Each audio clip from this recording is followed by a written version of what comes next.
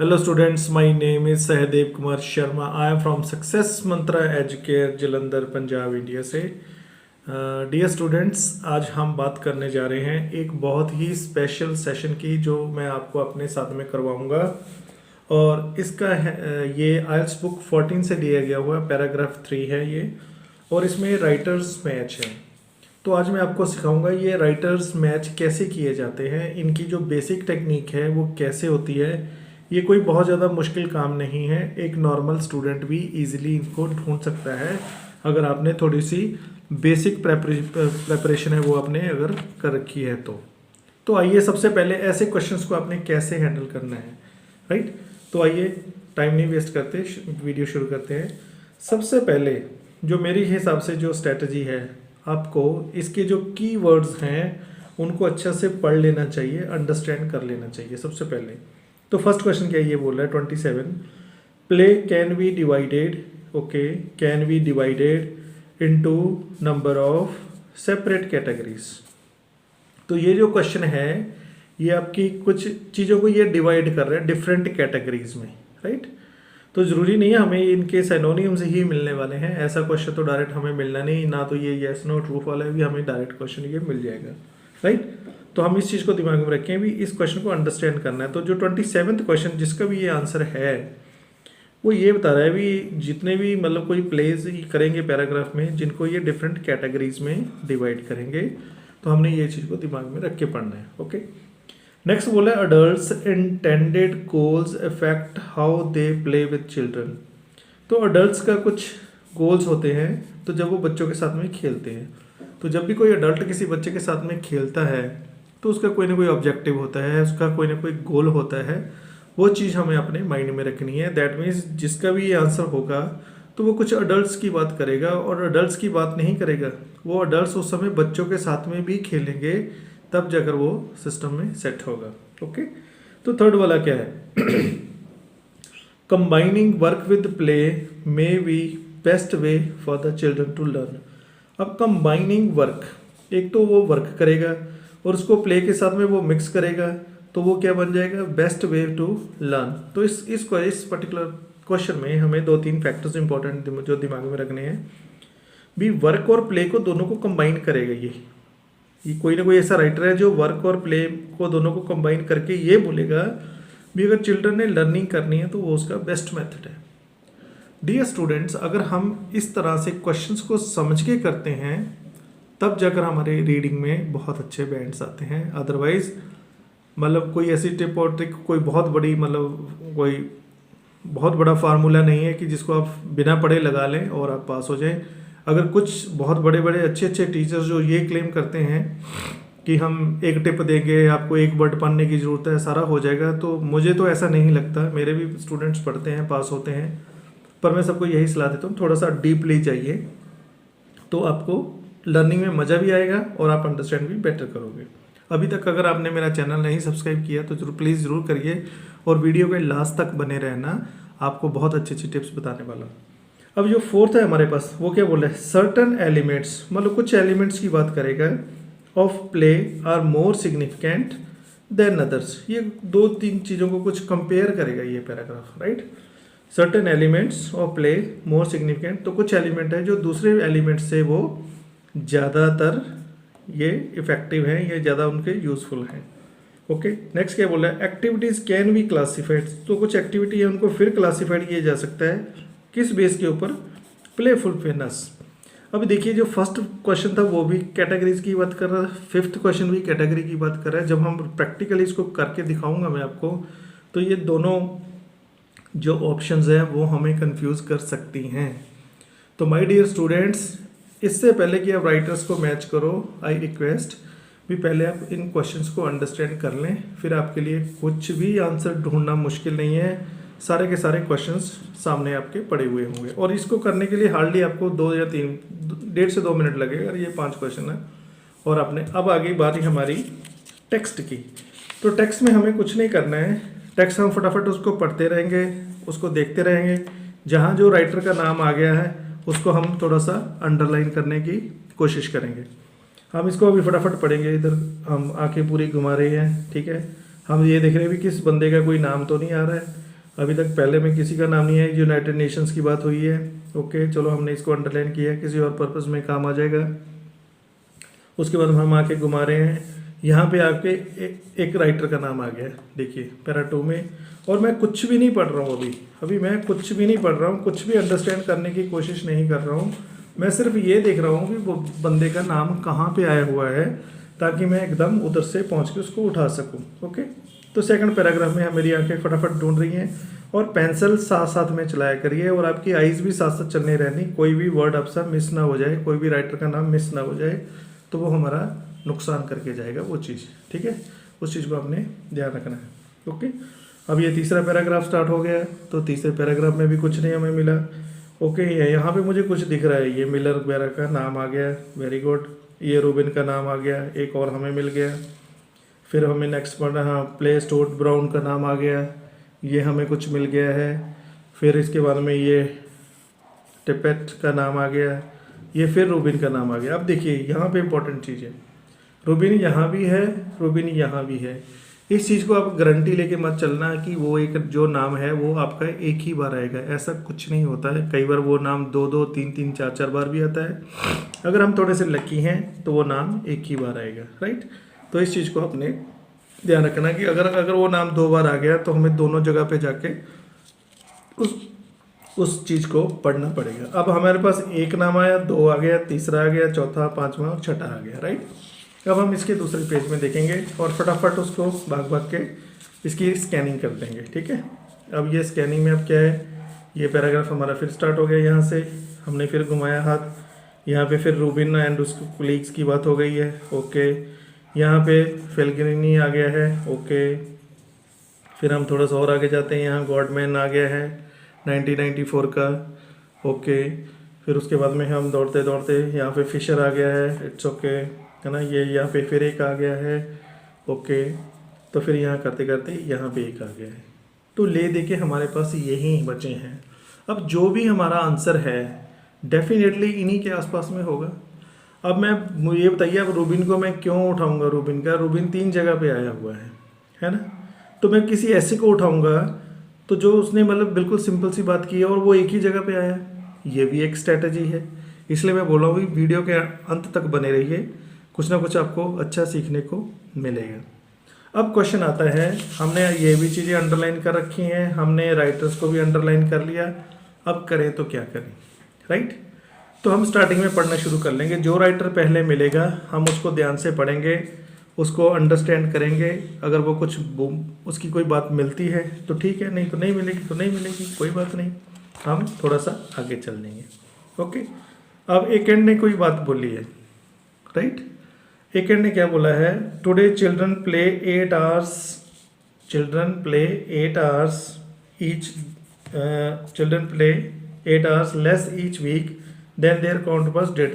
तो इसने कुछ आज के बच्चों का और पुराने बच्चों का कुछ कंपैरिजन किया इस बंदे ने। तो हमने उठा के देखा अपने ऑप्शन में, तो यहाँ कुछ कंपैरिजन है हमारे पास। यहाँ पे 30th वाले में कंपैरिजन था, बट ये certain elements of play are more significant. तो ये इसने आर्स की बात नहीं की है, यहाँ पे कन्फ्यूज़न नहीं होना। अगर यहाँ आर्स की बात करता तो मेरा आंसर मैं ए ले जाता। हाँ, कंपैरिजन हुआ है बट उसने कोई आर्स की बात नहीं की। और ये जो मेरे पास बंदा था ये बिल्कुल एक ही जगह पे आया और कहीं नहीं आया। अब बात आ गया मेरा नेक्स्ट वाला, हम आगे जो हमने मार्क किया हुआ है, यहाँ पे आ गया मेरा मिलर, है ना। मिलर भी एक ही बार आया, तो दैट मीन्स आंसर मेरा यहीं पे है। तो हमने यहाँ से लेकर full stop to full stop हमने वो पूरा पढ़ लेना है, तब जाकर हमें बात बनेगी, या फिर एटलीस्ट कॉमे तक तो आप आए हो ज़रूर। तो ये जो लाइन बन रही है ये सारी मिलर की लाइन है, क्योंकि कॉमा डाल के उसने आगे रूबिन की लाइन लिखी हुई है। तो रूबिन हमें कंफ्यूज करेगा, हमने रूबिन को भी होल्ड करना है।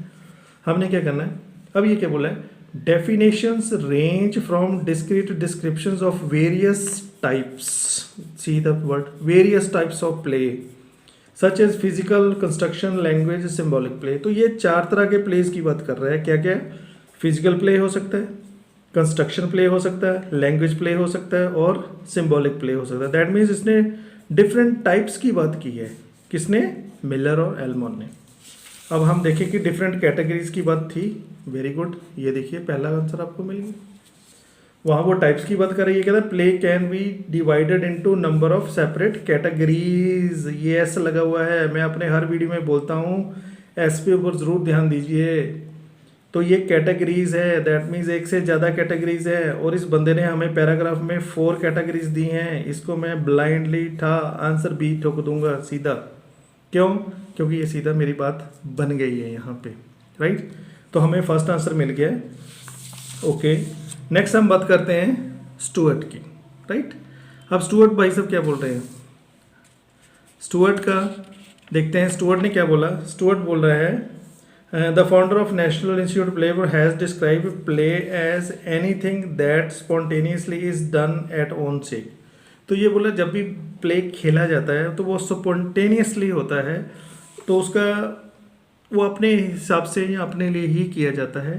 तो ऐसी मेरे हिसाब से तो यहाँ पे ऐसी कोई बात नहीं हुई जहाँ पे इसने मतलब कोई इसकी कैटेगरी मैच करती हो। तो हम थोड़ा सा आगे बढ़ेंगे नेक्स्ट बंदे की तरफ में। अब यहाँ पे आ गया टिपेट, राइट। तो टिपेट अगर हम देखें तो हमारी ऑप्शंस में हमें ये भी चेक कर लेना भी टिपेट है या नहीं है। तो यहाँ पे तो टिपेट है ही नहीं है। अगर टिपेट है नहीं तो फिर हमने अपना टाइम क्यों वेस्ट करना है। हम थोड़ा सा और उसके आगे जाएंगे, टिपेट तो कहीं है नहीं। Okay, let's go forward. Rubin की बात आ गई है। अब रूबिन हमारा पहले भी आया था, तो रूबिन को अब हम होल्ड करेंगे अभी थोड़ी देर के लिए। उससे पहले हम दूसरे वाले ढूंढ लेंगे, तो रूबिन जो हमें लास्ट में अपने आप मिल जाएगा। अब जो नेक्स्ट बंदा है, यहाँ फिर रूबिन आ गया था, तो रूबिन को हमने होल्ड कर लिया। यहाँ पे आ गया पेलगिरनी। ओके, तो पेलगिरनी जो है हमारे आंसर्स में है। तो पेलगिरनी भाई साहब क्या बोल रहे हैं, ये बोले how ever other researchers have suggested that process orientation of lack of observation functional purpose may be most important aspect of the play। तो इन्होंने कुछ सजेशन दी है, किससे? प्रोसेस ओरिएंटेशन से, राइट। तो प्रोसेस ओरिएंटेशन है, इन्होंने मतलब कुछ बात करने की कोशिश की है। तो वो प्ले की बात भी कर रहे हैं, process oriented lack of obvious functional कुछ प्ले की है, most important in aspect of play. तो ले देखिए इन्होंने प्ले की बात की है। तो अगर मैं बात करूँ प्ले कैन बी डिवाइडेड, यहाँ से कुछ बात नहीं हुई। अडल्ट्स की तो बिल्कुल बात ही नहीं हुई है। कंबाइनिंग प्ले में be the best way to children learning की कोई बात नहीं है। Certain elements of play more significant than others, yes ये थोड़ा सा हमें लगता है, राइट। तो इसको हम होल्ड करेंगे। Activity classified on scale of playfulness, तो आप देखिए एलिमिनेशन मेथड जरूर यूज़ करिए जब भी कन्फ्यूज़न हो। एलिमिनेशन मेथड कैसे? ये तो आंसर मैंने सही पकड़ लिया है। तो यहाँ पे अडल्ट्स की इसने बात नहीं की, लर्निंग की कोई बात नहीं की, प्लेफुलनेस की कोई बात नहीं की। तो यहाँ सर्टेन एलिमेंट्स ऑफ प्ले, वो बार बार प्ले प्ले प्ले बोल रहा था, इसलिए इसका जो आंसर है वो ई के ज़्यादा क्लोज है। हमें 100% आंसर नहीं चाहिए, बट वो उसका जो नियरेस्ट क्लोज है उसको हम ज़रूर पकड़ सकते हैं। तो डियर स्टूडेंट्स, कुछ ऐसा करके आप करा करिए। अब जी गॉडमैन वाली बात आ गई। गॉडमैन साहब ने क्या बोला? बोले researchers John godman suggested that hybrid form, hybrid means what is hybrid? Hybrid होता है combination of two things, work and play are not detrimental to learning। तो इसने लर्निंग की बात की है, वर्क एंड प्ले की भी बात की है, और इसने कुछ हाइब्रिड फॉर्म की है। दैट मीन्स जो गॉडमैन साहब हैं उन्होंने कुछ चीज़ों को कंबाइन करने की कोशिश की। किसको कंबाइन की है? Work and play. तो अगर मैं हमारी थर्ड ऑप्शन देखता हूँ, वर्क एंड प्ले, देखिए क्लियरली मिल गया आपको कि नहीं, वर्क एंड प्ले, और उसने कंबाइनिंग भी कर दिया। वहाँ वो वर्ड यूज़ कर रहा है हाइब्रिड, यहाँ वो बात कर रहा है कंबाइनिंग। तो भाई क्यों नहीं मैं इसका आंसर सीधा वो लगाऊंगा जो है गॉडमैन साहब का, बात बन गई। ये कुछ भी मुश्किल नहीं है दोस्तों, कुछ भी मुश्किल नहीं है, थोड़ा सा दिमाग लगाने की ज़रूरत है। अगर आप क्लियरली कर लेंगे तो हो जाएगा। अब जैसे नेक्स्ट क्या है हमारा हीर साहब, ये क्या बोलते हैं? The adults role. अब लो सीधा पकड़ लिया, मैं इसके आगे पता क्या बताऊं। अडल्ट्स कुछ रोल अदा करते हैं एजुकेशनल गोल्स के लिए, कुछ गोल्स करते हैं, कुछ रोल्स करते हैं। ये हमारा सीधा पढ़ा है, पढ़ा या नहीं?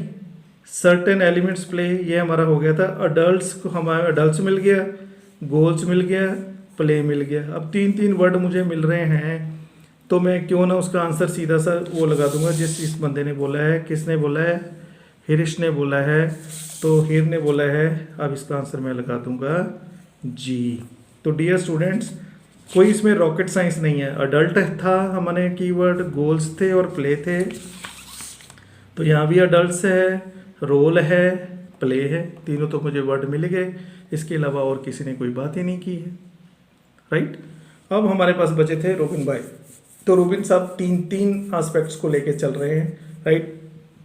तो हमने वो तीनों को देखने की कोशिश करनी है। लास्ट हमारे पास बचा है ये निको। निको का तो कोई क्वेश्चन ही नहीं है भाई, निको हमारी ऑप्शन में नहीं है।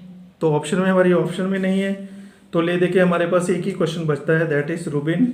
अगर हम रूबिन को पढ़ लेंगे तो 101% जो बचा हुआ आंसर है वो रूबिन के खाते में जाएगा, राइट। तो प्लेफुलनेस की अगर मैं बात करूँगा तो प्लेफुलनेस मुझे क्लियरली कहीं ना कहीं दिख जाएगा और मैं उसको अंडरस्टैंड कर जाऊँगा। तो माय डियर स्टूडेंट्स, ये अगर सिस्टम आप अपनाते हो, एलिमिनेशन मेथड करते हो, कीवर्ड्स को पढ़ लेते हो, तो कोई ऐसा रीज़न नहीं है कि आपके राइटर्स मैच ना हो। ये क्वेश्चन आपने सबसे नंबर 1 पर करना है। कि मैं फिर से रिपीट करूं, नंबर 1 पे ये क्वेश्चन करना है। सीधे सीधे मार्क्स हैं, फोकट के मार्क्स हैं जिसको बोलते हैं हिंदी में। ये आपको डायरेक्ट मिल जाएंगे अगर इन चीज़ों को आप फॉलो करते हो। आई होप जो आपकी रीडिंग है वो बहुत अच्छी हो जाएगी। वीडियो थोड़ा सा लंबा हो गया, thanks for watching and please subscribe to my channel if you feel this video was really wonderful for you. I will make another good videos and send it to you. Thank you so much for watching this video. Have a nice day from Success Mantra. Take care. Bye bye.